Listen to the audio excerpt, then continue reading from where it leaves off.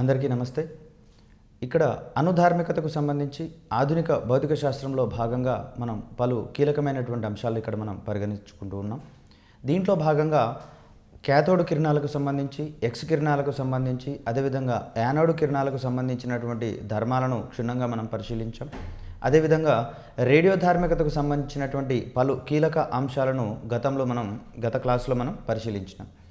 ఇక్కడ మరికొన్ని ముఖ్యమైనటువంటి అంశాలుగా మనం ఇక్కడ రేడియో ధార్మిక డేటింగ్కు సంబంధించి మరియు కృత్రిమ రేడియో ధార్మిక పరివర్తనకు సంబంధించినటువంటి పలు కీలక అంశాల గురించి, అదేవిధంగా రేడియో ధార్మిక చర్యలకు సంబంధించినటువంటి న్యూక్లియర్ రియాక్షన్స్కి సంబంధించినటువంటి ప్రాథమిక అంశాలు, వాటిలో వచ్చేటటువంటి ప్రశ్నల యొక్క సరళి గురించి ఈరోజు మనం నేర్చుకుందాం. మొదటగా రేడియో ధార్మిక డేటింగ్ అనేటటువంటి అంశాన్ని కనుక మనం పరిశీలించినట్లయితే, ఇది కృత్రిమ రేడియో ధార్మికతను ఉపయోగించి శిలాజాల యొక్క వయస్సును తెలుసుకునేటటువంటి ఒక పద్ధతిగా మనం ఇక్కడ రేడియో ధార్మిక డేటింగ్ అనేటటువంటి అంశాన్ని ఇక్కడ మనం పరిగణిస్తాం. శిలాజాలు ఎన్ని సంవత్సరాల క్రితం భూమి యొక్క పొరల్లో నిక్షిప్తమైనాయో తెలుసుకునేటందుకు వాడేటటువంటి ఒక పరిజ్ఞానంగా ఈ రేడియో ధార్మిక డేటింగ్ని మనం ఇక్కడ పరిగణించవచ్చు.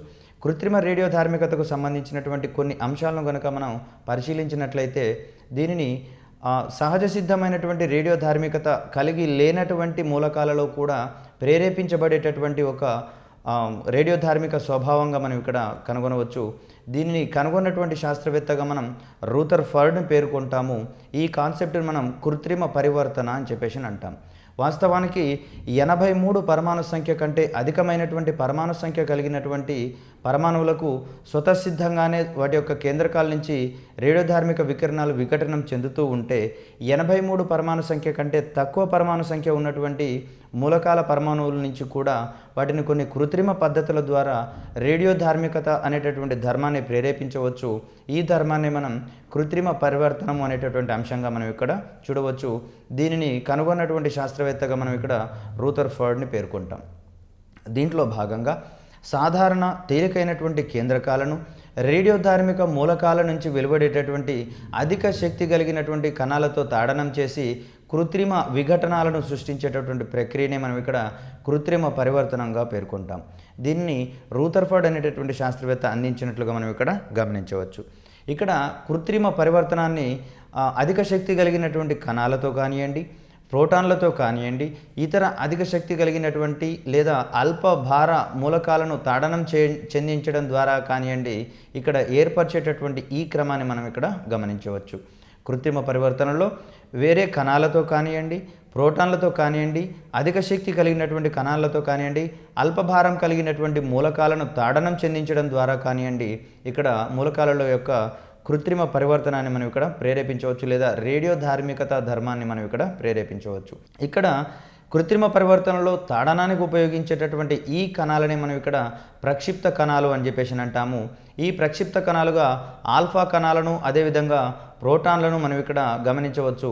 ఈ ఆల్ఫా కణాలకు సంబంధించినటువంటి పరిశీలనలు కనుక మనం గమనించినట్లయితే, ఆల్ఫా కణాన్ని ప్రక్షిప్త కణంగా ఉపయోగించినప్పుడు ఒక ప్రోటాన్ విడుదలవుతుంది.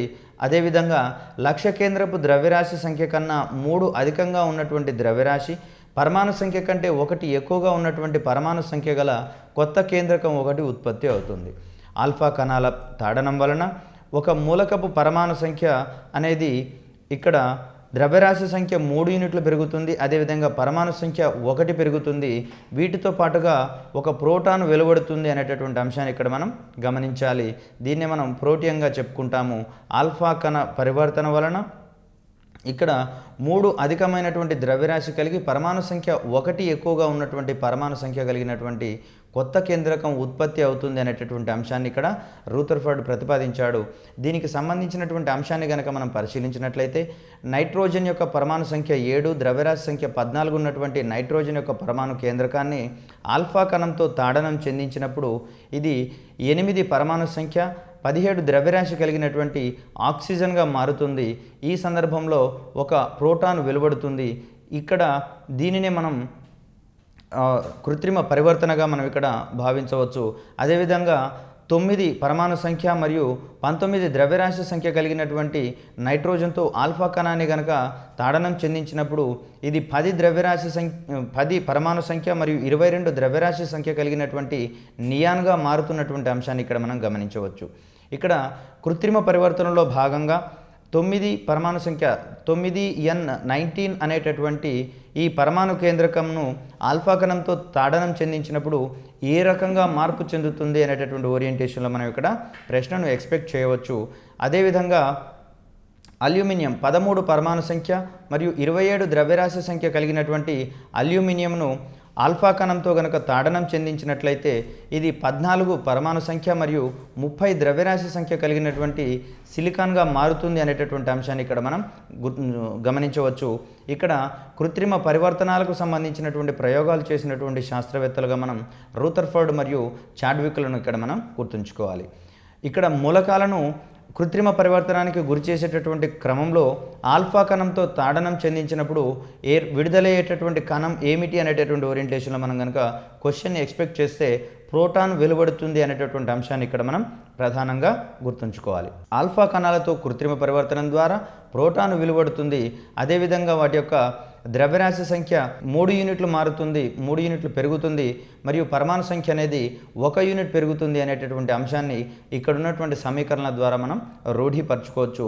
ఆల్ఫా కణాలతో కృత్రిమ పరివర్తనాలను రూపొందించినటువంటి వారిగా మనం ఇక్కడ రూథర్ఫర్డ్ మరియు చాడ్విక్లను మనం ఇక్కడ గుర్తుంచుకోవాలి.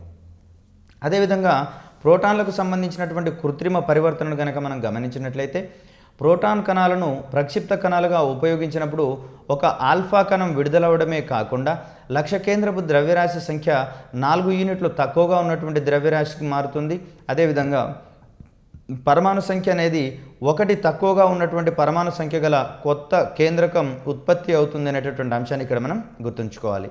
ప్రోటాను తోటి కృత్రిమ పరివర్తనం చెందించినటువంటి క్రమంలో వెలువడేటటువంటి కణం ఏమిటి అనే ఓరియంటేషన్లో ప్రశ్న వస్తే మనకు దీనికి సమాధానంగా ఆల్ఫా కణాన్ని పరిశీలిస్తాము. ఫలితంగా విడుదలయ్యేటటువంటి పుత్రికా పరమాణు కేంద్రకం యొక్క ద్రవ్యరాశి సంఖ్య అనేది 3 యూనిట్లు తక్కువగా ఉంటుంది, దాని యొక్క పరమాణు సంఖ్య అనేది 1 తక్కువగా ఉంటుంది అనేటటువంటి అంశాన్ని ఇక్కడ మనం గుర్తుంచుకోవాలి. ఇక్కడ లిథియం దీని యొక్క పరమాణు సంఖ్య 3 యూనిట్లు, ద్రవ్యరాశి సంఖ్య 7 యూనిట్లు. దీనిని ప్రోటాన్ తోటి కనుక మనం తాడనం చెందించినట్లయితే ఇది 2 పరమాణు సంఖ్య మరియు 4 ద్రవ్యరాశి సంఖ్య కలిగినటువంటి హీలియం కేంద్రకంగా మారడంతో పాటుగా మరొక ఆల్ఫా కణాన్ని అందించేటటువంటి క్రమాన్ని ఇక్కడ మనం ఈ ఈక్వేషన్ ద్వారా గమనించవచ్చు. అదేవిధంగా సోడియం దీని యొక్క పరమాణు సంఖ్య 11 మరియు ద్రవ్యరాశి సంఖ్య 23 కలిగినటువంటి ఈ సోడియం యొక్క పరమాణు కేంద్రకాన్ని ప్రోటాన్తో తాడనం చెందించినప్పుడు ఇది 10 యూనిట్ల పరమాణు సంఖ్య మరియు 20 యూనిట్ల ద్రవ్యరాశి సంఖ్య కలిగినటువంటి నియాన్గా మారుతుంది అనేటటువంటి అంశాన్ని ఇక్కడ మనం గమనించవచ్చు. మరి ఒక ఆల్ఫా కణం అనేది ఈ సందర్భంగా వెలువడుతుంది అనేటటువంటి అంశాన్ని ఇక్కడ మనం గమనిస్తాం. అదేవిధంగా 17 పరమాణు సంఖ్య మరియు 35 ద్రవ్యరాశి సంఖ్య కలిగినటువంటి క్లోరిన్కి సంబంధించినటువంటి ఈ పరమాణు కేంద్రకాన్ని ఆ ప్రోటాన్ ద్వారా తాడనం చెందించినప్పుడు ఇది సిలికాన్ మరియు ఆల్ఫా కణాలుగా మారుతుంది అనేటటువంటి అంశాన్ని ఇక్కడ మనం బేరీజ్ వేసుకోవాలి. ఇక్కడ సిలికాన్ యొక్క పరమాణు సంఖ్య 16 యూనిట్లు కాగా ద్రవ్యరాశి సంఖ్య 32గా ఉన్నటువంటి అంశాన్ని ఇక్కడ మనం గుర్తుంచుకుంటాం. ఇక్కడ ఆల్ఫా కణాలతో కృత్రిమ పరివర్తనాలు చేసినటువంటి శాస్త్రవేత్తలుగా రూథర్ఫర్డ్ మరియు చాడ్విక్లను కనుక మనం గమనించినట్లయితే ప్రోటాన్లకు సంబంధించినటువంటి కృత్రిమ పరివర్తనాలను రూపొందించినటువంటి శాస్త్రవేత్తలుగా మనం ఇక్కడ కాక్రాఫ్ట్ మరియు వాల్టన్ అనేటటువంటి శాస్త్రవేత్తలను ఇక్కడ మనం గమనించుకోవచ్చు.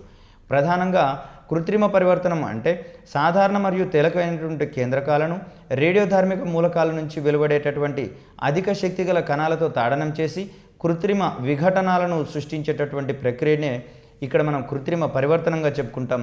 దీన్ని ప్రతిపాదించినటువంటి శాస్త్రవేత్త మరియు రూపొందించినటువంటి శాస్త్రవేత్తగా మనం రూథర్ఫర్డ్ గురించి మాట్లాడుకున్నాం. ఇక్కడ మరి ఒక అంశంగా చూసినట్లయితే కృత్రిమ లేదా ప్రేరిత రేడియో ధార్మికతకు సంబంధించినటువంటి మరొక ముఖ్యమైనటువంటి అంశాన్ని గురించి మాట్లాడుకుంటాం. దీనిని మేడం క్యూరీ మరియు ఫ్రెడరిక్ క్యూరీ అనేటటువంటి ఇద్దరు శాస్త్రవేత్తలు ప్రతిపాదించినటువంటి అంశాన్ని ఇక్కడ మనం చూడవచ్చు. Madam Irene Curie Joliot and mister Frederic Joliot అనేటటువంటి ఈ శాస్త్రవేత్తలు ఈ కృత్రిమ రేడియో ధార్మికతను ప్రతిపాదించినటువంటి అంశాన్ని ఇక్కడ మనం గమనించవచ్చు. కృత్రిమ రేడియో ధార్మికతకు సంబంధించినటువంటి అంశాలను కనుక మనం పరిశీలించినట్లయితే ఒక స్థిర మూలకాన్ని రేడియోధార్మిక మూలకంగా లేదా అస్థిర మూలకంగా మార్చేటటువంటి ఈ ప్రక్రియనే మనం ఇక్కడ కృత్రిమ రేడియో ధార్మికత అంటారు అనేటటువంటి అంశాన్ని ఇక్కడ మనం గుర్తుంచుకోవాలి. ఒక స్థిరమైనటువంటి మూలకాన్ని అస్థిర మూలకంగా లేదా ఒక రేడియోధార్మిక మూలకంగా మార్చేటటువంటి ప్రక్రియనే కృత్రిమ రేడియోధార్మికత అంటారని, కృత్రిమ పరివర్తనానికి సంబంధించినటువంటి అంశాలను వివరించిందిగా రూథర్ఫర్డ్ని పరిగణిస్తే, కృత్రిమ లేదా ప్రేరిత రేడియోధార్మికతకు సంబంధించినటువంటి అంశాలను madam Irene Curie and Frederic జూలియట్లు అందించినటువంటి అంశాన్ని ఇక్కడ మనం గుర్తుంచుకోవాలి. వీరిద్దరూ భార్యాభర్తలుగా మనకు తెలిసే ఉంది. ఇక్కడ పాజిట్రాన్ అనేది ఎలక్ట్రాన్కు సమానమైనటువంటి ద్రవ్యరాశి మరియు ఆవేశం కలిగినటువంటి రుణావేశంతో కూడినటువంటి మౌలిక కణంగా మనం ఇక్కడ చూస్తాం. ఇక్కడ పాజిట్రాన్కు సంబంధించినటువంటి ఈ అంశాన్ని కనుక మనం పరిశీలించినట్లయితే, ఎలక్ట్రాన్ రుణావేశాన్ని కలిగి ఉంటే పాజిట్రాన్ అనేది ధనావేశం కలిగి ఉన్నటువంటి కణంగా మనం ఇక్కడ చూస్తాము. ఇక్కడ పాజిట్రాన్ అనేది ఎలక్ట్రాన్కు సమానమైనటువంటి ద్రవ్యరాశి మరియు ధనావేశం కలిగినటువంటి ఒక కణంగా మనం ఇక్కడ చెప్పుకోవచ్చు, లేదా ధనావేశం ఉన్నటువంటి ఎలక్ట్రాన్గా మనం ఇక్కడ పాజిట్రాన్ని గమనించవచ్చు. ఫర్ ఎగ్జాంపుల్ చూసినట్లయితే ఇక్కడ అల్యూమినియాన్ని ఆల్ఫా కణంతో తాడనం చెందించినప్పుడు ఇది రేడియోధార్మిక ఫాస్ఫరస్ ఐసోటోపుగా మారడంతో పాటుగా ఒక న్యూట్రాన్ని అత్యధిక శక్తిని వెలువరించేటటువంటి క్రమాన్ని ఇక్కడ మనం గమనించవచ్చు. తర్వాత ఇదే అల్యూమినియం అనేది లేదా రేడియోధార్మిక ఫాస్ఫరస్ అనేది విఘటనం చెందేటటువంటి క్రమంలో ఇది సిలికాన్గా పరివర్తనం చెందుతూ ఒక పాజిట్రాన్ ఏర్పరిచేటటువంటి క్రమాన్ని ఇక్కడ మనం గమనించవచ్చు. ఇక్కడ సిలికాన్ అనేది స్థిరమైనటువంటి సిలికాన్గా మారుతుంది. ఇక్కడ స్థిరమైనటువంటి అల్యూమినియంని దీని యొక్క పరమాణు సంఖ్య 13 యూనిట్లు, ద్రవ్యరాశి సంఖ్య 27 యూనిట్లుగా మనం గమనిస్తున్నాం. ఇక్కడ దీనిని ఆల్ఫా కణంతో తాడనం చెందించినప్పుడు ఇది అస్థిరమైనటువంటి రేడియోధార్మిక ఫాస్ఫరస్ ఐసోటోప్గా మారినటువంటి పరిస్థితిని మనం ఇక్కడ గమనించవచ్చు.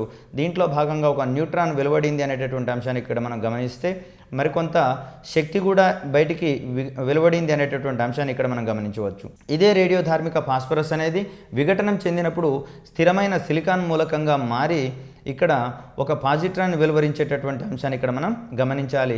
పాజిట్రాన్ అనగా ధనావేశం ఉన్నటువంటి ఎలక్ట్రాన్గా మనం ఇక్కడ భావిస్తాము. ఎలక్ట్రాన్కి వ్యతిరేకమైనటువంటి ఆవేశం కలిగినటువంటి కణంగా మనం ఇక్కడ పాజిట్రాన్ గమనిస్తాం.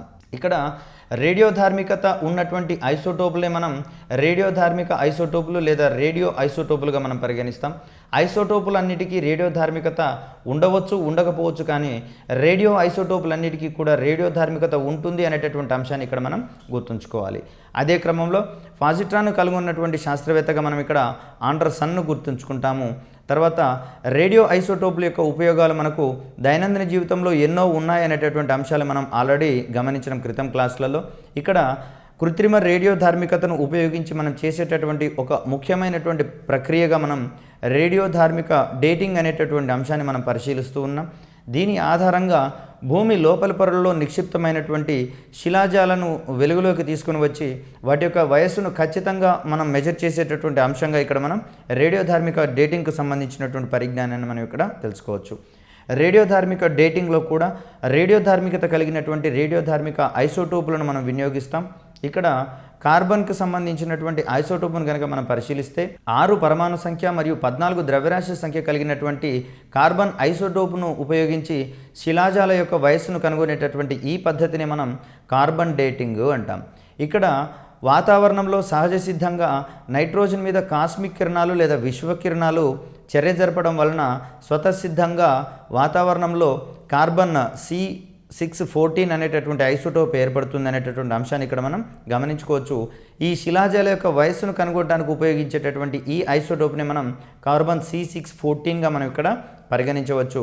కార్బన్ డేటింగ్లో వినియోగపడేటటువంటి కార్బన్ ఐసోటోప్ ఏది అనే ఓరియంటేషన్లో మనం ప్రశ్నను ఎక్స్పెక్ట్ చేస్తే దీనికి సమాధానంగా కార్బన్ C614 అనేటటువంటి అంశాన్ని ఇక్కడ మనం గుర్తుంచుకోవాలి. ఇది కార్బన్కు సంబంధించినటువంటి ఒక ఐసోటోప్గా మనం ఇక్కడ పరిగణిస్తాం. ఇక్కడ వాస్తవానికి కార్బన్ C614 యొక్క అర్ధజీవిత కాలాన్ని కనుక మనం పరిశీలించినట్లయితే ఇది 5730 సంవత్సరాలుగా మనం ఇక్కడ పరిగణిస్తాం. అయితే శిలాజాలలో స్వతసిద్ధంగా ఉండేటటువంటి కార్బన్కు అదేవిధంగా రేడియో కార్బన్కు మధ్య ఉండేటటువంటి నిష్పత్తి ఆధారంగా శిలాజాల యొక్క వయస్సును నిర్ణయించవచ్చు అనేటటువంటి అంశాన్ని ఇక్కడ మనం గుర్తుంచుకోవాలి. కార్బన్ డేటింగ్లో భాగంగా రేడియో కార్బన్కు మరియు సహజ కార్బన్కు ఉండేటటువంటి నిష్పత్తిని గణించడం ద్వారా ఈ శిలాజాల యొక్క వయస్సును మనం నిర్ధారించవచ్చు. ఒకవేళ ప్రశ్న అడిగేటటువంటి క్రమంలో రేడియో కార్బన్ యొక్క అర్ధజీవిత కాలం ఏమై ఉంటుంది అనేటటువంటి ఓరియంటేషన్లో మనం ఇక్కడ ప్రశ్నను ఎక్స్పెక్ట్ చేయవచ్చు. అదేవిధంగా శిలాజాల వయసును నిర్ధారించేటటువంటి క్రమంలో అక్కడ గణించేటటువంటి నిష్పత్తి ఏమిటి అనేటటువంటి అంశంలో కూడా మనకు ప్రశ్న వస్తే దీనికి సమాధానంగా మనం C614 డివైడెడ్ బై C612 అనేటటువంటి అంశాన్ని లేదా నిష్పత్తిని ఇక్కడ మనం చెప్పుకుంటాం. అదేవిధంగా భూమి లేదా శిలలకు సంబంధించినటువంటి వయస్సును ఖచ్చితంగా నిర్ధారించేటటువంటి క్రమంలో వినియోగించేటటువంటి రేడియో ఐసోటోప్గా మనం ఇక్కడ సీసంని చెప్పుకుంటాం. మరియు యురేనియం 235కు సంబంధించినటువంటి ఈ రెండిటి యొక్క నిష్పత్తిని కనుగొనడం ద్వారా భూమి లేదా అక్కడ ఉండేటటువంటి భూమి లోపల ఉండేటటువంటి శిలల యొక్క వయస్సును కూడా మనం ఇక్కడ నిర్ధారించవచ్చు. యురేనియం 92, 235 మరియు సీసం ఐసోటోప్లకు సంబంధించినటువంటి నిష్పత్తిని గణించడం ద్వారా భూమి యొక్క వయస్సును మరియు భూమి లోపల పొరల్లో ఉండేటటువంటి శిలల యొక్క వయస్సును కూడా మనం ఇక్కడ నిర్ధారించవచ్చు. కార్బన్ డేటింగ్ అనేది ప్రధానంగా శిలాజాల వయస్సును కనుగొనడానికి ఉపయోగిస్తున్నాం కాబట్టి కార్బన్ డేటింగ్లో వినియోగపడేది కార్బన్ C614 కాగా ఇక్కడ భూమి యొక్క వయసును నిర్ధారించేటటువంటి క్రమంలో రేడియో సీసం యొక్క ఐసోటోప్ని ఇక్కడ మనం వినియోగిస్తున్నాం అనేటటువంటి అంశంలో మనకి ఇక్కడ ప్రశ్న పడేటటువంటి అవకాశం ఉంది.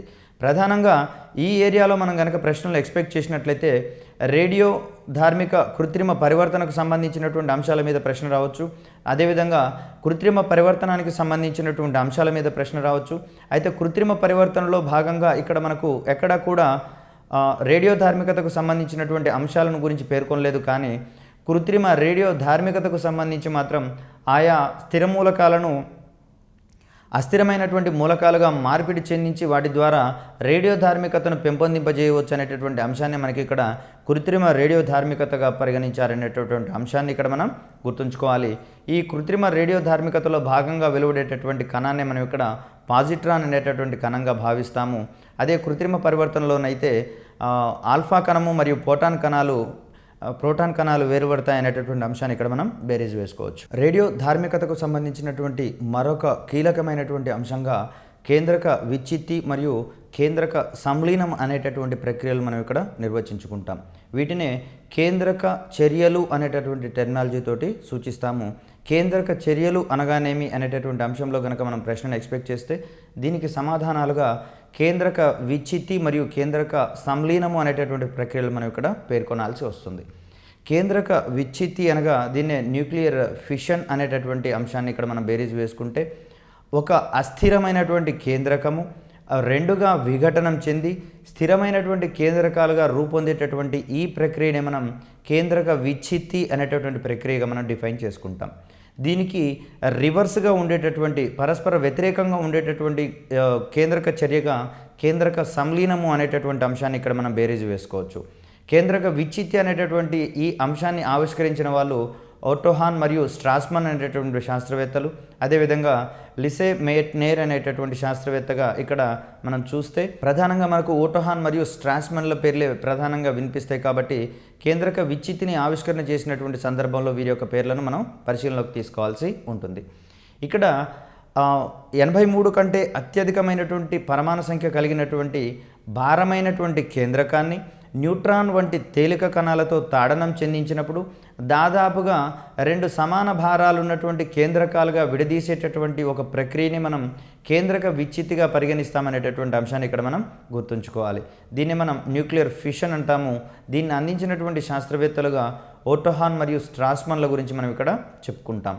కేంద్రక విచ్ఛిత్తి అనేది ప్రధానంగా మనకు ఆధునిక భౌతిక శాస్త్రం అందించినటువంటి మరొక అద్భుతమైనటువంటి ప్రక్రియగా చెప్పుకోవచ్చు. ఇక్కడ శిలాజ ఇంధనాల వల్ల వెలువడేటటువంటి గ్రీన్ హౌస్ గ్యాసెస్ యొక్క ప్రభావాన్ని తగ్గించేటటువంటి క్రమంలో మనకు అత్యంత అనుకూలమైనటువంటి ఒక ప్రక్రియగా కేంద్రక విచ్ఛిత్తి ప్రక్రియను మనం ఇక్కడ పేర్కొనవచ్చు. ఈ కేంద్రక విచ్ఛిత్తి ప్రక్రియని మనం అత్యధికంగా ఈ సబ్మెరైన్లను నడిపేటటువంటి క్రమంలో, అదేవిధంగా అణు విద్యుత్తుని రూపొందించుకునేటటువంటి క్రమంలో ఈ కేంద్రక విచ్ఛిత్తి ప్రక్రియలు వినియోగించబడుతున్నాయనేటటువంటి అంశాన్ని ఇక్కడ మనం గమనించుకోవాలి. ఇక్కడ కేంద్రక విచ్ఛిత్తికి సంబంధించినటువంటి అంశాలను కనుక మనం పరిశీలించినట్లయితే యురేనియం 92, 235 అనేటటువంటి ఈ రేడియోధార్మిక మూలకాన్ని న్యూట్రాన్ వంటి స్వల్ప కణాలు లేదా తేలికపాటి కణాలతోటి తాడనం చెందించినప్పుడు ఇది యురేనియం 92, 236 అనేటటువంటి సంయుక్త కేంద్రకంగా మారుతుంది. పిదప ఇది విఘటనం చెంది బేరియం 56 పరమాణు సంఖ్య మరియు 141 ద్రవ్యరాశి సంఖ్య కలిగినటువంటి బేరియం పరమాణువు మరియు 36 పరమాణు సంఖ్య మరియు 92 ద్రవ్యరాశి సంఖ్య కలిగినటువంటి క్రిప్టాన్ పరమాణువులుగా ఇది విడిపోతుంది.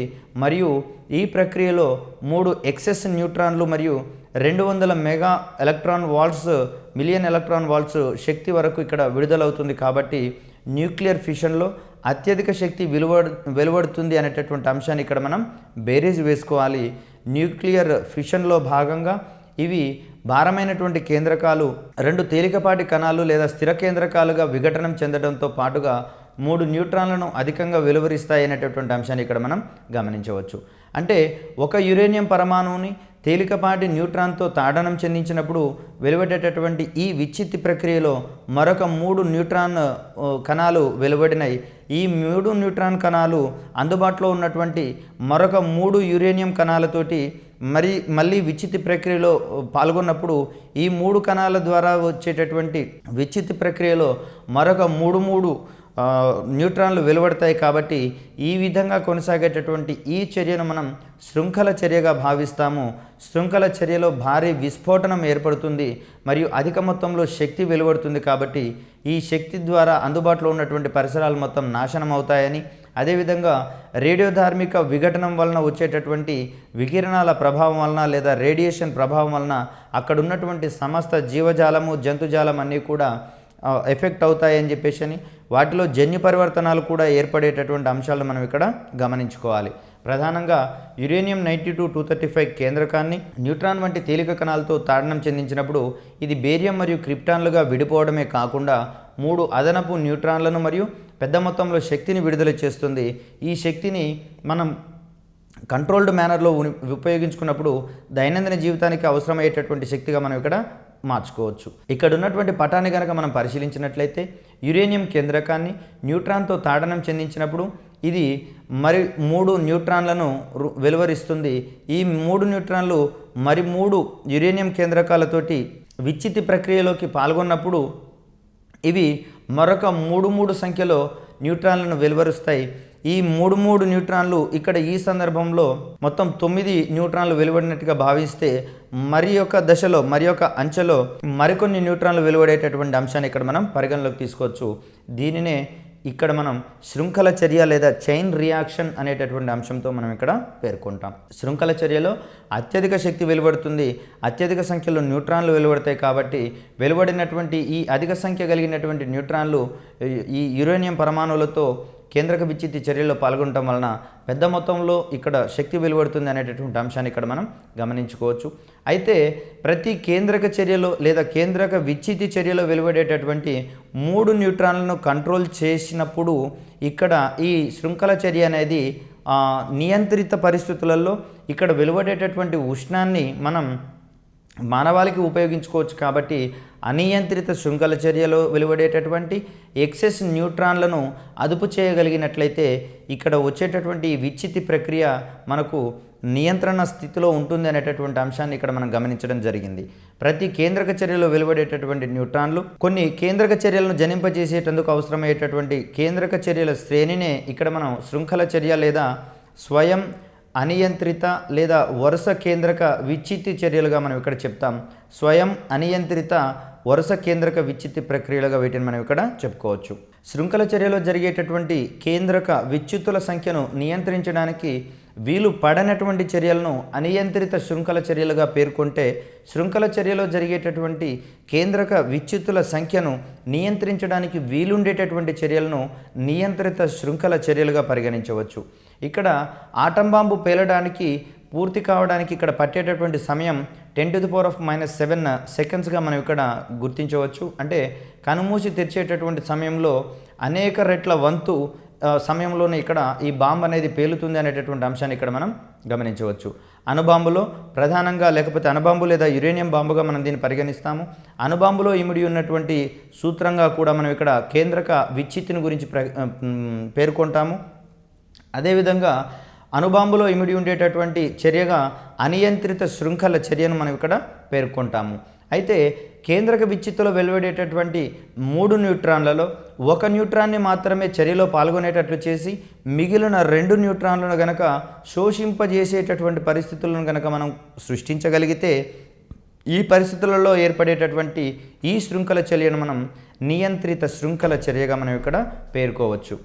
అనియంత్రిత శృంఖల చర్యలో వెలువడేటటువంటి ఎక్కువగా వెలువడేటటువంటి 3 న్యూట్రాన్లలో రెండింటిని శోషించుకొని కేవలం ఒకటి మాత్రమే తదుపరి చర్యలో పాల్గొనేటట్లుగా చేయగలిగితే దాన్ని మనం ఇక్కడ నియంత్రిత శృంఖల చర్యగా పేర్కొంటాము.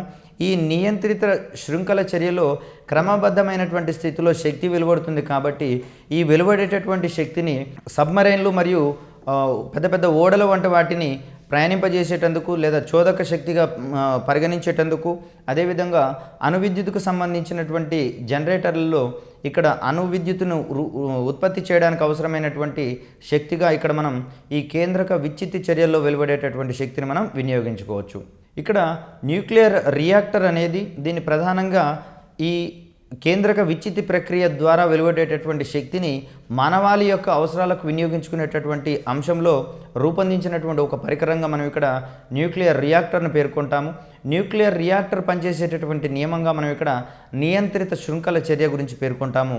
అదే అణుబాంబు పేలడంలో ఇమిడి ఉండేటటువంటి సూత్రంగా మనం అనియంత్రిత శృంఖల చర్యను గురించి పేర్కొంటాం. అయితే ప్రపంచానికి మొట్టమొదటి న్యూక్లియర్ రియాక్టర్ని అందించినటువంటి శాస్త్రవేత్తగా ఫెర్మీని పేర్కొంటాం. హెన్రికో ఫెర్మి అనేటటువంటి శాస్త్రవేత్తని. ఇతను రూపొందించినటువంటి ఈ కేంద్రక రియాక్టర్నే అటామిక్ పైల్ అని చెప్పేసి అంటాము. Atomic pile in the sense దీన్ని మొట్టమొదటి న్యూక్లియర్ రియాక్టర్గా మనం ఇక్కడ పరిగణించాల్సి వస్తుంది. ఇక్కడ న్యూక్లియర్ రియాక్టర్ల యొక్క ప్రధానమైనటువంటి ఉపయోగంగా విద్యుత్ శక్తి ఉత్పత్తి గురించి చెప్పుకుంటాము. అదేవిధంగా సబ్మెరైన్లలో వాటిని చోదక శక్తిగా ఉపయోగించుకునేటటువంటి సందర్భాన్ని కూడా మనం ఇక్కడ చెప్పుకోవచ్చు. ఇక్కడ న్యూక్లియర్ రియాక్టర్లో ఉండేటటువంటి భాగాలను కనుక మనం ఒకసారి పరిశీలించినట్లయితే దీంట్లో ఇంధన కడ్డీలు ఉంటాయనేటటువంటి అంశాన్ని ఇక్కడ మనం బేరీజ్ వేసుకోవాలి. అదేవిధంగా మితకారికి సంబంధించినటువంటి ఒక భాగం ఉంటుందని, తర్వాత నియంత్రణ కడ్డీలకు సంబంధించినటువంటి అంశాలు ఉంటాయని, మరియు శీతలీకరణి అనేటటువంటి అంశాన్ని కూడా మనం ఇక్కడ బేరీజ్ వేసుకోవాలి. ఇక్కడ కేంద్రక విచ్ఛిత్తికి అనుకూలమైనటువంటి మూలకాలను లేదా రేడియోధార్మిక మూలకాలను లేదా విచ్ఛిత్తిశీల పదార్థాలను ఇక్కడ ఇంధన కడ్డీలుగా మనం వాడతాం కాబట్టి వీటిని న్యూక్లియర్ రియాక్టర్లో ప్రధానమైనటువంటి ఒక భాగంగా మనం ఇక్కడ పేర్కొంటాం. ఇక్కడ న్యూక్లియర్ రియాక్టర్లో దీంట్లో కోర్ అని చెప్పేసి అంటాము. కోర్ అనేటటువంటి భాగంలో ప్రధానంగా ఇంధన కడ్డీలను అమరుస్తాము. దీంట్లో ప్రధానంగా వాడేటటువంటి యురేనియం 92-236గా మనం ఇక్కడ పరిగణించాల్సి వస్తుంది. తర్వాత ఇక్కడ న్యూక్లియర్ రియాక్టర్లో వాడేటటువంటి ఈ న్యూట్రాన్లను తక్కువ శక్తి ఉండేటటువంటి న్యూట్రాన్లను మాత్రమే తీసుకోవాల్సి వస్తుంది. అధిక శక్తి ఉన్నటువంటి న్యూట్రాన్లను కనుక వినియోగించినట్లయితే అది అత్యధిక విచ్ఛిత్తికి ఎక్కువగా దారితీస్తుంది. కాబట్టి ఈ సందర్భంలో అక్కడ నియంత్రిత శృంఖల చర్య కాస్త అనియంత్రిత శృంఖల చర్యగా మారి విస్ఫోటనానికి దారితీస్తుంది. కాబట్టి ఈ విచ్ఛిత్తిలో న్యూక్లియర్ రియాక్టర్లలో కేవలం తక్కువ శక్తి ఉన్నటువంటి న్యూట్రాన్లను మాత్రమే ఇక్కడ యూజ్ చేస్తారు. ఇటువంటి న్యూట్రాన్లను మనం థర్మల్ న్యూట్రాన్లు అనేటటువంటి పదజాలంతో పిలుస్తాము. ఇక్కడ న్యూక్లియర్ రియాక్టర్లో ఉండేటటువంటి న్యూట్రాన్ల యొక్క వేగాన్ని తగ్గించేటటువంటి పదార్థంగా మనం మితకారి అనేటటువంటి పదార్థాన్ని చూస్తాము. ఇక్కడ అత్యధికంగా మితకారిగా వాడేటటువంటి పదార్థంగా భారజలాన్ని లేదా సాధారణ జలాన్ని మనం ఇక్కడ పరిశీలించవచ్చు. ఈ మితకారి యొక్క ప్రధాన ఉద్దేశం అనేది న్యూట్రాన్ల యొక్క వేగాన్ని లేదా ఇక్కడ కేంద్రక విచ్ఛిత్తులో వెలువడేటటువంటి న్యూట్రాన్ల యొక్క వేగాన్ని తగ్గించగలిగేటటువంటి ఒక పదార్థంగా మనం ఇక్కడ మితకారిని పేర్కొంటాం. ఇక్కడ న్యూట్రాన్లలోని కేంద్రక విచ్ఛిత్తులో వెలువడేటటువంటి న్యూట్రాన్ల సంఖ్యను నియంత్రించేటటువంటి మరొక సాధనంగా ఇక్కడ నియంత్రణ కడ్డీలను గురించి మాట్లాడుకుంటాం. ఇక్కడ సాధారణంగా నియంత్రణ కడ్డీలను బోరాన్ మరియు కాడ్మియంతో చేసినటువంటి కడ్డీలను ఇక్కడ అమర్చుతారు. ఈ నియంత్రణ కడ్డీల వలన కేంద్రక విచ్ఛిత్తులో వెలువడేటటువంటి అత్యధిక న్యూట్రాన్లను ఇవి శోషించుకోవడం వలన మిగిలినటువంటి కొద్ది పరిమాణంలోని న్యూట్రాన్లు మాత్రమే కేంద్రక విచ్ఛిత్తులో పాల్గొంటాయి. ఈ విధంగా మనం కేంద్రక విచ్ఛిత్తి యొక్క ప్రక్రియను నియంత్రిస్తున్నాం కాబట్టి ఈ కడ్డీలను నియంత్రణ కడ్డీలుగా అంటారు. కంట్రోలింగ్ రాడ్స్ అంటాము. కంట్రోలింగ్ రాడ్స్గా మనం ప్రధానంగా వాడేటటువంటి కడ్డీలను బోరాన్ మరియు కాడ్మియంతో తయారు చేస్తారు. వీటి యొక్క ఉపయోగము ప్రధానంగా విచ్ఛిత్తులో వెలువడేటటువంటి న్యూట్రాన్ల సంఖ్యను తగ్గించడమే. మితకారికి సంబంధించినటువంటి ఉపయోగాన్ని కనుక చూసినట్లయితే ఇవి న్యూక్లియర్ రియాక్టర్లో వెలువడేటటువంటి న్యూట్రాన్ల యొక్క వేగాన్ని తగ్గించే పదార్థంగా మితకారిని చూస్తాము. మితకారిగా మనం భారజలాన్ని లేదా సాధారణ జలాన్ని వినియోగించేటటువంటి పరిస్థితులు మనం ఇక్కడ గమనించవచ్చు. ప్రధానంగా అణు విద్యుత్కి సంబంధించినటువంటి ప్లాంట్లలో దీన్ని మనం ఎక్కువగా వినియోగిస్తాం. అయితే శిలాజ ఇంధనాలను వినియోగించేటటువంటి పవర్ ప్లాంట్లలో గ్రీన్ హౌస్ గ్యాసెస్ ఎక్కువగా వెలువడుతున్నాయి కాబట్టి ఈ గ్రీన్ హౌస్ గ్యాసెస్ యొక్క ప్రభావం వలన గ్లోబల్ వార్మింగ్కి కారణం అవుతుంది. కాబట్టి అంటే గ్లోబల్ వార్మింగ్ అంటే ఇక్కడ సూర్యుని నుంచి వెలువడేటటువంటి ఉష్ణరాశి భూమి గ్రహించుకున్న తర్వాత కొంతమేరకు వాతావరణ పొరల గుండా మరియు విశ్వంలోకి రిఫ్లెక్ట్ కాబడుతుంది, పరావర్తనం చెందించబడుతుంది. ఈ విధంగా పరావర్తనం చెందించడం వలన వాతావరణ పొరలలోని ఉష్ణోగ్రత అనేది సమతా స్థితిలో ఉండేటటువంటి అంశాన్ని ఇక్కడ మనం గమనించవచ్చు. అయితే ఇక్కడ భూమి వేడెక్కిన తర్వాత వెలువడేటటువంటి ఆ రేడియేషను వాతావరణ పొరలకు అందించేటటువంటి క్రమంలో ఇక్కడ ఉన్నటువంటి వాతావరణంలో ఉండేటటువంటి సల్ఫర్ డయాక్సైడ్, నైట్రోజన్ డయాక్సైడ్ మరియు కార్బన్ డయాక్సైడ్ వంటి ఈ వాయువులు ఇక్కడ వెలువడేటటువంటి ఉష్ణోగ్రతను అత్యధికంగా అవి శోషించుకొని ఆ ఉష్ణోగ్రత వాతావరణంలోకి నుంచి బయటికి విశ్వంలోకి రిఫ్లెక్ట్ కాకుండా అడ్డుకుంటాయి. కాబట్టి స్వతసిద్ధంగా అక్కడ ఉండాల్సినటువంటి ఉష్ణరాశి కంటే అత్యధికమైనటువంటి ఉష్ణరాశి నమోదవుతుంది. కాబట్టి ఇటువంటి పరిస్థితిని మనం గ్లోబల్ వార్మింగ్గా పరిగణిస్తాం. అయితే ఇక్కడ అత్యంత భద్రతా ప్రమాణాల మధ్య అణు రియాక్టర్లను కనుక మనం మెయింటైన్ చేసినట్లయితే ఇక్కడ శిలాజ ఇంధనాల మీద ఉండేటటువంటి విపరీతమైనటువంటి గిరాకీని మనం తగ్గించి తద్వారా పర్యావరణ హితమైనటువంటి ఎలక్ట్రిసిటీని మనం ప్రొడ్యూస్ చేసుకోగలుగుతాం. కాబట్టి అణు విద్యుత్కు సంబంధించినటువంటివి వీటిని పలు మౌలికమైనటువంటి ముఖ్యమైనటువంటి ఉత్పాదకాలుగా మనం ఇక్కడ చెప్పుకోవచ్చు. అయితే వర్ధమాన దేశాలు మరియు అభివృద్ధి చెందుతున్నటువంటి దేశాలలో ఈ రియాక్టర్ల యొక్క ఉపయోగము అణు విద్యుత్తును రూపొందించడంతో పాటుగా వైజ్ఞానికంగా మరియు వైద్యపరంగా అత్యధిక ఉపయోగాలు ఉన్నటువంటి రేడియో ఐసోటోపులను ఉత్పత్తి చేయడంలో కూడా ఈ రేడియోధార్మిక రియాక్టర్ల ఉపయోగాలు ఉన్నాయనేటటువంటి అంశాన్ని ఇక్కడ మనం గమనించుకోవచ్చు. తర్వాత కేంద్రక చర్యలకు సంబంధించినటువంటి మరొక ముఖ్యమైనటువంటి అంశాన్ని కనుక మనం బేరీజు వేసుకుంటే దీన్ని కేంద్రక సంలీన ప్రక్రియగా మనం ఇక్కడ చెప్పుకోవచ్చు. కేంద్రక విచ్ఛిత్తి ప్రక్రియనేమో భార కేంద్రకము తేలిక కణాలతోటి తాడనం చెందించినప్పుడు అది రెండు తేలికైనటువంటి పరమాణు కేంద్రకాలుగా విచ్ఛిత్తి చెందేటటువంటి ప్రక్రియను మనం కేంద్రక విచ్ఛిత్తి ప్రక్రియ అనుకుంటే, కేంద్రక విచ్ఛిత్తి ప్రక్రియకు పూర్తి వ్యతిరేకంగా ఉండేటటువంటి ఒక ప్రక్రియగా మనం ఇక్కడ కేంద్రక సంలీన ప్రక్రియను మనం ఇక్కడ చెప్పుకోవచ్చు. స్వయం ప్రకాశకాలైనటువంటి నక్షత్రాల వంటి వాటిలలో నిరంతరం వెలుతురు మరియు వేడిమి అందించడంలో ముఖ్యంగా ఇమిడి ఉండేటటువంటి ఒక ప్రధానమైనటువంటి సూత్రంగా మనం ఇక్కడ న్యూక్లియర్ ఫ్యూజన్కి సంబంధించినటువంటి అంశాన్ని ఇక్కడ మనం ప్రస్తావించవచ్చు. అయితే కేంద్రక విచ్ఛిత్తి ఆధారంగా అణు రియాక్టర్లను ఏర్పాటు చేసుకొని తద్వారా వచ్చేటటువంటి అణు విద్యుత్తుని పర్యావరణ హితమైనటువంటి విద్యుత్తుగా పరిగణిస్తున్నాం. కానీ కేంద్రక సంలీనం ద్వారా వచ్చేటటువంటి శక్తిని పూర్తి స్థాయిలో వినియోగించుకునేటటువంటి పూర్తి స్థాయి పరిజ్ఞానం ఇంకా అందుబాటులోకి రాలేదు. దీనికి సంబంధించినటువంటి పరిశీలన ఇంకా జరుగుతూనే ఉన్నాయి. కేంద్రక సంలీనానికి సంబంధించినటువంటి ప్రక్రియలను గమనిస్తే రెండు తేలిక కేంద్రాలను కలిపి ఒక భారమైనటువంటి కేంద్రక సంలీనము లేదా కేంద్రకంగా తయారు చేసేటటువంటి ఒక ప్రక్రియని మనం ఇక్కడ కేంద్రక సంలీనము అంటాము అనేటటువంటి అంశాన్ని ఇక్కడ మనం గుర్తుంచుకోవాలి. కేంద్రక సంలీనంలో తేలిక కేంద్రకాలు కలిసి ఒక భారమైనటువంటి కేంద్రకంగా మారేటటువంటి ప్రక్రియనే కేంద్రక సంలీనం అంటాం. అయితే కేంద్రక సంలీన ప్రక్రియ ఏర్పడాలంటే దీనికి కొన్ని కండిషన్స్ ఉంటాయి. కేంద్రక సంలీన ప్రక్రియ ఏర్పడాలంటే అత్యధిక ఉష్ణోగ్రత అవసరం మరియు అత్యధిక పీడనం అవసరం. నక్షత్రాల్లో స్వతసిద్ధంగా అత్యధిక ఉష్ణోగ్రత ఉంటుంది కాబట్టి మరియు ఇక్కడ కేంద్రక సంలీన ప్రక్రియలో భాగంగా అత్యధిక శక్తి వెలువడటంతో పాటుగా ఇక్కడ పీడనం కూడా పెరుగుతుంది. కాబట్టి కేవలం నక్షత్రాలలో మాత్రమే ఈ అత్యధిక ఉష్ణోగ్రత మరియు పీడనం అనేది వ్యవస్థితం అవుతుంది. కాబట్టి ఇక్కడ జరిగేటటువంటి నిరంతర ప్రక్రియని మనం కేంద్రక సంలీనంగా చెప్పుకుంటాం. కేంద్రక సంలీన ప్రక్రియలో కేంద్రక విచ్ఛిత్తులో ఉత్పత్తి అయ్యేటటువంటి శక్తి కంటే అత్యధిక శక్తి ఉత్పత్తి అవుతుంది అనేటటువంటి అంశాన్ని ఇక్కడ మనం గుర్తుంచుకోవాలి.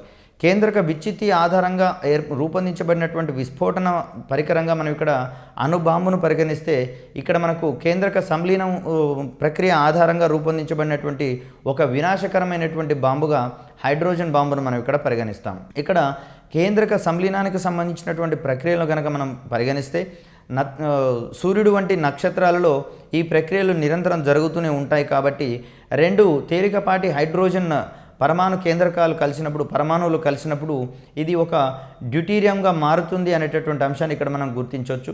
అంటే 1H2 అనేటటువంటి హైడ్రోజన్ ఐసోటోపుగా మారడంతో పాటుగా ఒక పాజిట్రాన్ని వెలువరుస్తుంది మరియు కొంత మొత్తంలో న్యూట్రాన్ను కూడా న్యూట్రినో అనేటటువంటి కణాన్ని ప్రాథమిక కణాన్ని కూడా ఇక్కడ వెదజల్లేటటువంటి ప్రక్రియను మనం ఇక్కడ గమనించవచ్చు. ఇక్కడ కేంద్రక సంలీనంలో జరిగేటటువంటి మొదటి అంచెలో భాగంగా రెండు తేలికపాటి హైడ్రోజన్ కేంద్రకాలు కలవడం వలన ఒక డ్యూటీరియం కేంద్రకం మరియు ఒక పాజిట్రాన్ అదేవిధంగా ఒక న్యూట్రినో వెలువడతాయి అనేటటువంటి అంశాలు ఇక్కడ మనం గమనించాలి. ఈ క్రమంలో రూపొందినటువంటి ఈ డ్యూటీరియం కేంద్రకాలు ఒక హైడ్రోజన్ కేంద్రకంతో చర్యనందడం వలన లేదా తాడనం చెందించడం వలన ఇక్కడ హీలియం ఐసోటోప్ ఏర్పడుతుంది అనేటటువంటి అంశాన్ని ఇక్కడ మనం గమనించవచ్చు.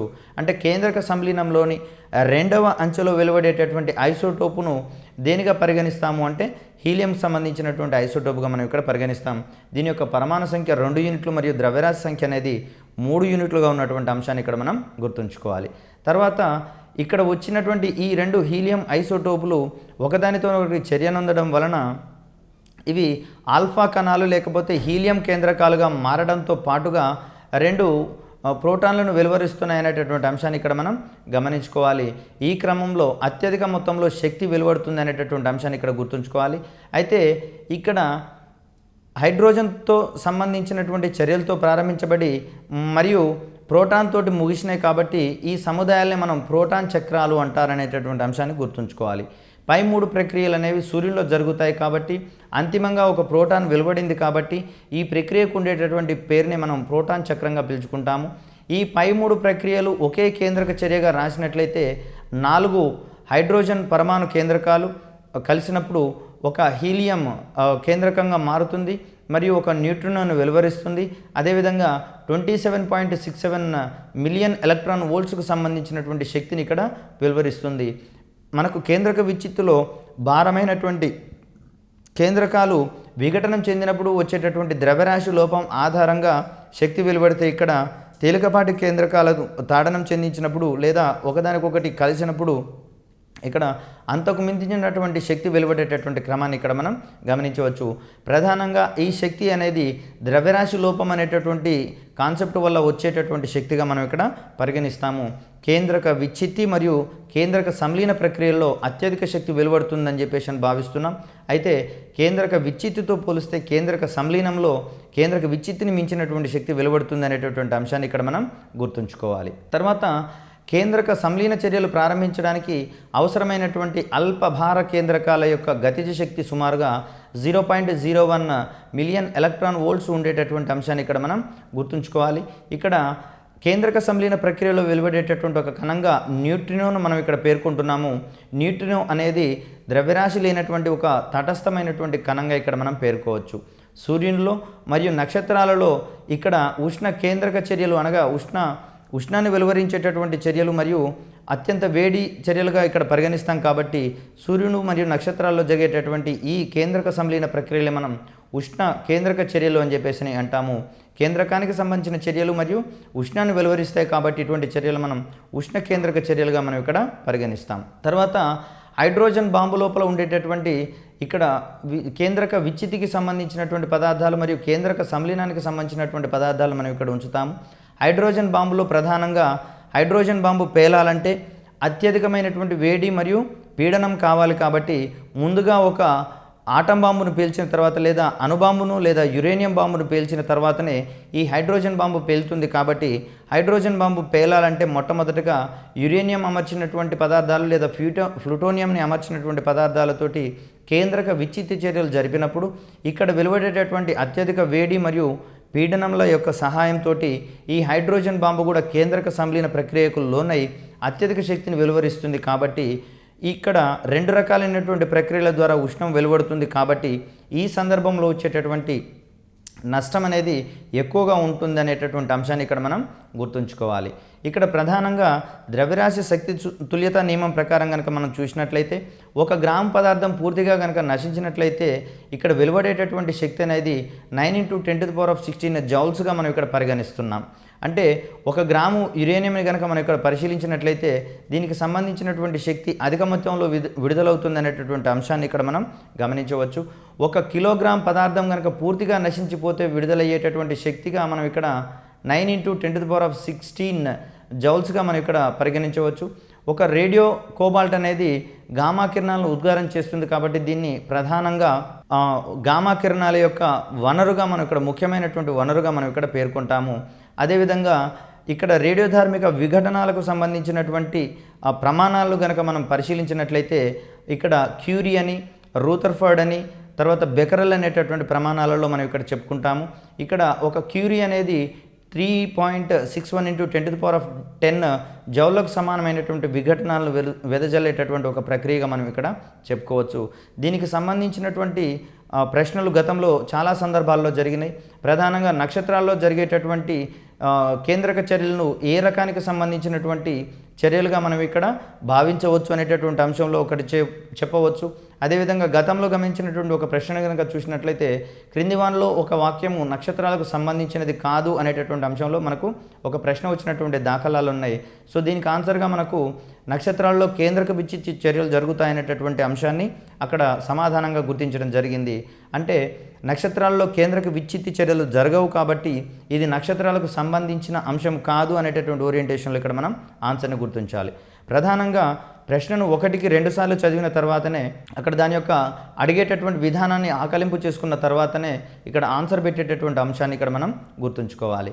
తర్వాత క్యాన్సర్ కణాలను నిర్మూలించేటందుకు అదేవిధంగా పోతపోసిన పదార్థాల్లోని లోపాలను తెలుసుకోవడానికి ఉపయోగించేటటువంటి రేడియో ఐసోటోప్ ఏమిటి అనేటటువంటి ఓరియంటేషన్లో మనకు గతంలో చాలా ప్రశ్నలు వచ్చినాయి. దీనికి సంబంధించి మనం రేడియో కోబాల్ట్ అనేటటువంటి ఐసోటోప్ను కనుక మనం ఇక్కడ పరీక్షించుకోవచ్చు. ఇక్కడ ఇటువంటి ప్రశ్నలు మనకు వచ్చినటువంటి ఈ క్రమంలో మనం ఆన్సర్లు అనేవి ఈజీగా మనం ఇక్కడ పెట్టుకోవచ్చు. తర్వాత మరికొన్ని అంశాలను కనుక మనం ఇక్కడ పరిశీలించినట్లయితే ఇక్కడ కేంద్రక రియాక్టర్లో మితకారి పదార్థం యొక్క ఉపయోగాలకు సంబంధించినటువంటి ప్రశ్న కూడా గతంలో మనకు అడగడం జరిగింది. ప్రధానంగా కేంద్రక విచ్చిత్తులో వెలువడేటటువంటి న్యూట్రాన్ల యొక్క వేగాన్ని తగ్గించేటటువంటి క్రమంలో మితకారుల యొక్క ఉపయోగం ఎక్కువగా ఉంటుందనేటటువంటి అంశాన్ని ఇక్కడ మనం గమనించుకోవచ్చు. అదేవిధంగా ఒక అటామిక్ మాస్ యూనిట్ లేదా పరమాణు ద్రవ్యరాశి పరిమాణం కనుక తగ్గినటువంటి ఈ ద్రవ్యరాశి తరుగు వల్ల ఎంత ఎనర్జీ విడుదలవుతుంది అనేటటువంటి ఓరియంటేషన్లో మనకు ప్రశ్న వచ్చింది. దీన్ని 932.5 MeVగా మనం ఇక్కడ పరిగణించవచ్చు. అంటే స్వల్ప స్థాయిలో వచ్చేటటువంటి ద్రవ్యరాశి తరుగులో కూడా మనకు ఎక్కువ శక్తి అనేది జనిస్తుంది అనేటటువంటి అంశాన్ని మనం ఇక్కడ గమనించవచ్చు. దీనికి సంబంధించినటువంటి సూత్రంగా మనం ఇక్కడ E = mc² అనేటటువంటి అంశాన్ని ఇక్కడ మనం గమనించవచ్చు. అంటే ఎంత తక్కువ స్వల్ప స్థాయిలో ద్రవ్యరాశి నశించినా కూడా కాంతి వేగానికి వర్గానికి సమానమైనటువంటి స్థితిలో మనకి ఇక్కడ శక్తి వెలువడుతుంది అనేటటువంటి అంశాన్ని ఇక్కడ మనం గుర్తుంచుకోవాలి. తర్వాత పరమాణువులోని ప్రోటాన్ల సంఖ్య Z, న్యూట్రాన్ల సంఖ్య n అనుకున్నప్పుడు పరమాణు ద్రవ్యరాశి సంఖ్య మరియు పరమాణు సంఖ్యలకు మధ్య ఉండేటటువంటి సంబంధం మీద కూడా మనకు గతంలో ప్రశ్న రావడం జరిగింది. ఇక్కడ ద్రవ్యరాశి సంఖ్య A అని అదేవిధంగా పరమాణు సంఖ్య Z అని చెప్పేసి అనుకున్న క్రమంలో న్యూట్రాన్ల సంఖ్య n కనుక అనుకుంటే పరమాణు కేంద్రకంలో ఉండేటటువంటి ప్రోటాన్లు మరియు న్యూట్రాన్ల సంఖ్యని మనం ద్రవ్యరాశి సంఖ్యగా పరిగణిస్తున్నాం కాబట్టి A = Z+n అనేటటువంటి ఒక సూత్రంతో వీటి మధ్య ఉండేటటువంటి సంబంధాన్ని ఇక్కడ కనుగొనవచ్చు. అదేవిధంగా ఒక పరమాణు యొక్క కేంద్రకంలో ఉండేటటువంటి న్యూట్రాన్ల సంఖ్యను కనుక మనం పరిశీలించాల్సి వస్తే ఇక్కడ న్యూట్రాన్ల సంఖ్య అనేది ద్రవ్యరాశి సంఖ్య నుంచి ప్రోటాన్ల సంఖ్యను తీసివేస్తే వచ్చేటటువంటి ఒక సంఖ్యగా మనం ఇక్కడ న్యూట్రాన్ల సంఖ్యను గమనించుకోవచ్చు. అంటే ఈ మూడిట్లో ఏ రెండింటిని ఇచ్చినా కూడా మిగిలినటువంటి మరొక అంశాన్ని మనం ఇక్కడ కనుక్కునేటటువంటి అవకాశాన్ని ఇక్కడ మనం గమనించవచ్చు. అదేవిధంగా రేడియోధార్మిక విఘటన శ్రేణికి సంబంధించి గతంలో అడిగినటువంటి ప్రశ్నగా యురేనియం అనేటటువంటి రేడియోధార్మిక విఘటన శ్రేణిని దేని యొక్క గుణిజంగా చూపిస్తామనేటటువంటి ఓరియంటేషన్లో క్వశ్చన్ వచ్చింది. అదేవిధంగా రేడియోధార్మిక పరమాణువు నుంచి ఆల్ఫా కణం ఉద్గారం అయితే దాని యొక్క ద్రవ్యరాశి సంఖ్యలో మార్పు ఏ విధంగా ఉంటుంది, అదేవిధంగా యురేనియం యొక్క ముడి ఖనిజానికి సంబంధించి దీని యొక్క సంకేతనామాన్ని ఏ విధంగా పిలుస్తామనేటటువంటి అంశంలో కూడా మనం పలు పరీక్షల్లో వచ్చినాయి. దీన్ని ఎల్లో కేక్ లేదా పిచ్ బ్లెండ్ అనేటటువంటి అంశంగా మనం ఇక్కడ గుర్తుంచుకోవాలి. తర్వాత రుణధ్రువ కిరణాలకు ఇక్కడ వాటి మార్గంలో ఉంచినటువంటి తేలికైనటువంటి చక్రాన్ని తిప్పేటటువంటి శక్తి ఉంది కాబట్టి ఇక్కడ రుణధ్రువ కిరణాల యొక్క గతిజ శక్తి ఏ శక్తిగా మారింది అనేటటువంటి ఓరియంటేషన్లో క్వశ్చన్ పడితే కనుక అక్కడ ఆ చక్రాన్ని తిప్పింది కాబట్టి ఈ సందర్భంలో దానికి ఉండేటటువంటి శక్తి అనేది యాంత్రిక శక్తిగా మారింది అనేటటువంటి అంశాన్ని ఇక్కడ మనం గుర్తుంచుకోవాలి. తర్వాత కేంద్రక విచ్చిత్తులో ఉత్పత్తి చేసేటటువంటి థర్మల్ న్యూట్రాన్ల యొక్క శక్తి అనేది ఎంత ఉంది అనేటటువంటి ఓరియంటేషన్లో కూడా మనకు క్వశ్చన్ రావడం జరిగింది. దీని యొక్క శక్తి 0.04 ఎలక్ట్రాన్ వోల్ట్స్ లేదా అంతకంటే తక్కువగా ఉంటుంది అనేటటువంటి అంశాన్ని ఇక్కడ మనం గమనించవచ్చు. ఒకవేళ దీని యొక్క శక్తి కనుక ఎక్కువగా ఉంటే కేంద్రక విచ్ఛిత్తి రేటు ఎక్కువగా ఉంటుంది అనేటటువంటి అంశాన్ని ఇక్కడ మనం గుర్తుంచుకోవాలి. తర్వాత రేడియోధార్మిక శ్రేణులన్నింటిలో వచ్చేటటువంటి ఒక జడవాయువుగా మనం దేన్ని పరిగణిస్తామనేటటువంటి ఓరియంటేషన్లో మనం సూత్రాన్ని కనుక గమనిస్తే దీన్ని రేడాన్ అనేటటువంటి మూలకంగా మనం ఇక్కడ గమనించుకోవాలి. అదేవిధంగా ఐన్స్టీన్ అందించినటువంటి ద్రవ్యరాశి శక్తి తుల్యతకు సంబంధించి 1 కిలోగ్రామ్ భారము లేదా ద్రవ్యరాశి నాశనమైనప్పుడు వెలువడేటటువంటి శక్తి ఎంత అనేటటువంటి ఓరియంటేషన్లో మనం ఇక్కడ ప్రశ్నను ఎక్స్పెక్ట్ చేస్తే దానికి సంబంధించినటువంటి శక్తిని 9 × 10⁻16 జౌల్స్గా మనం ఇక్కడ పరిగణించవచ్చు. అదేవిధంగా ఉత్సర్గనాల ప్రయోగాల ద్వారా రుణధ్రువ కిరణాలను కనుగొన్నటువంటి శాస్త్రవేత్తగా మనం ఇక్కడ జేజే థామ్సన్ పరిగణిస్తున్నాం, లేదా ఎలక్ట్రాన్ కనుగొన్నటువంటి శాస్త్రవేత్తగా కూడా మనం ఇక్కడ జేజే థామ్సన్ పరిగణిస్తున్నాం. ప్రోటాను ద్రవ్యరాశి ఎలక్ట్రాన్ యొక్క ద్రవ్యరాశి కంటే ఎన్ని రెట్లు ఎక్కువ అనే ఓరియంటేషన్లో క్వశ్చన్ రావచ్చు, లేదా ఎలక్ట్రాన్ ద్రవ్యరాశి ప్రోటాన్ ద్రవ్యరాశిలో ఎన్నో వంతు ఉంటుంది అనేటటువంటి ఓరియంటేషన్లో ఇక్కడ మనకు ప్రశ్న రావచ్చు. దీనికి సమాధానంగా ఎలక్ట్రాన్ ద్రవ్యరాశి అనేది ప్రోటాన్ ద్రవ్యరాశిలో 1/1837 యూనిట్లు ఉంటుంది అనేటటువంటి అంశాన్ని ఇక్కడ మనం చూడవచ్చు, లేదా ప్రోటాన్ ద్రవ్యరాశి అనేది ఎలక్ట్రాన్ ద్రవ్యరాశి కంటే 1837 రెట్లు ఉంటుంది అనేటటువంటి అంశాన్ని ఇక్కడ మనం గమనించుకోవచ్చు.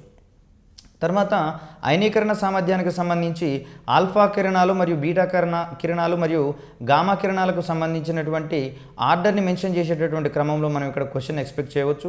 ఈసారి ఖచ్చితంగా వచ్చే అవకాశం ఉన్నటువంటి ఏరియాలో దీన్ని ప్రధానంగా మనం గమనించుకోవచ్చు. ఎందుకంటే ఇక్కడ ఈ కాన్సెప్ట్ రావాలంటే దీని వెనుకున్నటువంటి బ్యాక్గ్రౌండ్ ఇన్ఫర్మేషన్ మొత్తం మనకు పూర్తి అక్యురేట్గా తెలిసినప్పుడు మాత్రమే దీన్ని మనం ఖచ్చితంగా ఆన్సర్ చేసుకోగలుగుతాం. కాబట్టి అత్యధిక అయనీకరణ సామర్థ్యం అనేది ఆల్ఫా కిరణాలకు ఉంటుంది అనేటటువంటి అంశాన్ని ఇక్కడ మనం బేరీజ్ వేసుకోవాలి. దీనికి ప్రధాన కారణంగా ఆల్ఫా కిరణాలకు మిగిలినటువంటి బీటా మరియు గామా కిరణాలతో పోలిస్తే వేగము తక్కువగా ఉంటుంది. కాబట్టి ఈ ఆల్ఫా కిరణాలు వాటికంటే నిదానంగా ప్రయాణిస్తాయి. కాబట్టి నిదానంగా ప్రయాణించేటటువంటి ఈ పరిస్థితులలో అవి దారిలో ఉండేటటువంటి వివిధ వాయువులను అత్యధికంగా అయనీకరణం చెందిస్తాయనేటటువంటి అంశాన్ని ఇక్కడ మనం గుర్తుంచుకోవచ్చు. తర్వాత అయస్కాంత క్షేత్రంలో అపవర్తనం చెందినటువంటి ఈ కిరణాలు ఏమిటి అనేటటువంటి ఓరియంటేషన్లో ప్రశ్న వచ్చింది. దీన్ని మనం గామా కిరణాలకు సంబంధించినటువంటి అంశంగా మనం ఇక్కడ గుర్తుంచుకుంటాము. తర్వాత ఒక పరమాణువు నుంచి బీటా కణం ఉద్గారం అయితే ద్రవ్యరాశి సంఖ్య ఏ విధంగా ఉంటుంది అనేటటువంటి అంశంలో క్వశ్చన్ వస్తే దీనికి సంబంధించి కేవలం ఇక్కడ పరమాణు సంఖ్య మాత్రమే ఒకటి పెరుగుతుంది, కానీ ద్రవ్యరాశి సంఖ్య మారదు. కాబట్టి ఈ సందర్భంలో దాని యొక్క ద్రవ్యరాశి సంఖ్య మారదు అనేటటువంటి అంశాన్ని ఇక్కడ మనం గుర్తుంచుకోవాలి. అయితే గామా కిరణాలు ఉద్గారం చెందినప్పుడు పరమాణు సంఖ్య మారదు, అదేవిధంగా ద్రవ్యరాశి సంఖ్య కూడా మారదు. ఈ సందర్భంలో కేవలం దాని యొక్క కేంద్రక శక్తి మాత్రమే కొంతమేర తగ్గుతుంది అనేటటువంటి అంశాన్ని ఇక్కడ మనం గుర్తుంచుకోవాలి. తర్వాత ఎలక్ట్రాన్లకు సంబంధించి ఇక్కడ ఆధునిక భౌతిక శాస్త్రంలో అంతటా ప్రాశస్త్యమైనటువంటి అంశంగా మనం ఇక్కడ చూస్తాం. కాబట్టి ఎలక్ట్రాన్లను పొందిన వస్తువు ఏ విధంగా మారుతుందంటే రుణావేశిత వస్తువుగా మారుతుంది, లేదా రుణ అయాన్గా మారుతుంది అనేటటువంటి అంశాన్ని ఇక్కడ మనం బేరీజ్ వేసుకోవాలి. ఇక్కడ ఈ ఆధునిక భౌతిక శాస్త్రంలో ఉన్నటువంటి ప్రధానమైనటువంటి అన్ని అంశాలను ఈరోజు మనం కూలంకషంగా నేర్చుకున్నాం. దీంట్లో భాగంగా క్యాథోడ్ రేస్కు సంబంధించినటువంటి పరిశీలన అంశాలు, నెక్స్ట్ యానోడ్ రేసు, అదేవిధంగా ఎక్స్రేస్కు సంబంధించినటువంటి అంశాలు, తర్వాత ఆధునిక భౌతిక శాస్త్రానికి అనుకూలమైనటువంటి ఈ రేడియోధార్మికతకు సంబంధించినటువంటి వివిధ ప్రయోగాలు, రేడియోధార్మిక విఘటనంలో పాల్గొనేటటువంటి ఆల్ఫా బీటా గామా కిరణాలకు సంబంధించినటువంటి అన్ని అంశాలు, తర్వాత ఆల్ఫా కణాలకు మరియు బీటా కణాలకు గామా కిరణాలకు మధ్య ఉండేటటువంటి ఆ వేరియేషన్స్, తర్వాత రేడియోధార్మిక మూలకాల నుంచి ఈ రేడియోధార్మిక కిరణాల విఘటనం వలన వాటిల్లో వచ్చేటటువంటి మార్పులకు సంబంధించినటువంటి అంశాలు, తర్వాత ద్రవ్యరాశి లోపం వలన కలిగేటటువంటి పరిణామాలు ఏ విధంగా ఉంటున్నాయి, తర్వాత రేడియోధార్మిక విఘటన శ్రేణులకు సంబంధించినటువంటి అంశాలు, అదేవిధంగా న్యూక్లియర్ రియాక్షన్స్ లేదా కేంద్రక చర్యలకు సంబంధించినటువంటి పలు కీలకమైనటువంటి అంశాలు ఇక్కడ మనం చర్చించుకున్నాం. కేంద్రక చర్యల్లో ప్రధానంగా ఉండేటటువంటి రెండు ప్రక్రియలుగా కేంద్రక విచ్ఛిత్తి మరియు కేంద్రక సంలీనానికి సంబంధించినటువంటి ప్రక్రియలు మనం ఇక్కడ గమనించవచ్చు. కేంద్రక సంలీన ప్రక్రియలు కేవలం నక్షత్రాలు మరియు సూర్యుడు వంటి స్వయం ప్రకాశకాల వాటిల్లో మాత్రమే ఇక్కడ కేంద్రక సంలీన ప్రక్రియ రూపొందించబడుతుంది. కాబట్టి ఇక్కడ కేంద్రక విచ్ఛిత్తి అనేది కేవలం ఇక్కడ ఆటం బాంబు లేదా యురేనియం బాంబుకు సంబంధించినటువంటి ఒక ముఖ్యమైనటువంటి అంశంగా ఇక్కడ మనం పరిగణిస్తాం.